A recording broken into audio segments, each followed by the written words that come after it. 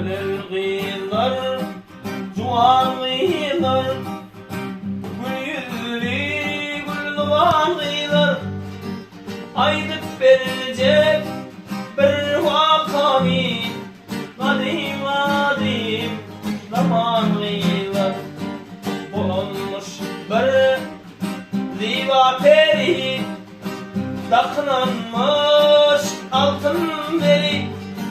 Gene onun yaman yeri, oyna lekin gitme.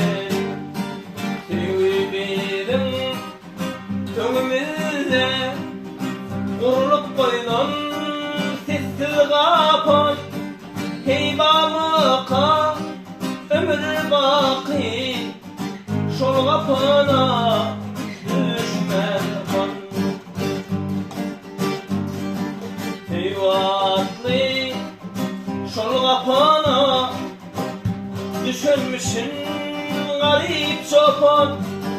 Garip çoban değil çöküp yalvarılmış gönül kıyına. Ne diyeyim isletelim, isletelim odatalım.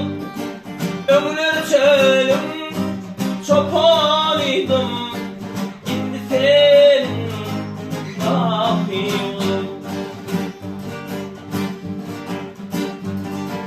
Yokum şeritim yadda sakla, şimdi pille oylanakla. Şeritim bugün çobanın sana minaradan bırakla. O minara belindekin çölde peti bulda yetin. Gülüyle senin lavını yıldırmış garip çoban. Beredimde idara, beredimde idara. Çoban oğlum çıkıp gidiyor derveden arka yöre.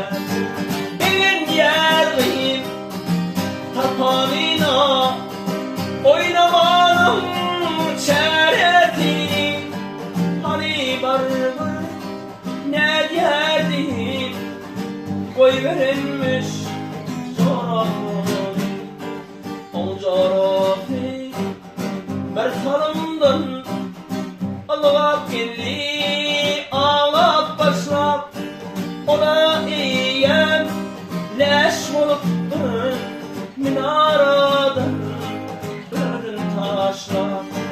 Eytep önün sığınmışsın şu minaran tepesinden. İkisi de mahrum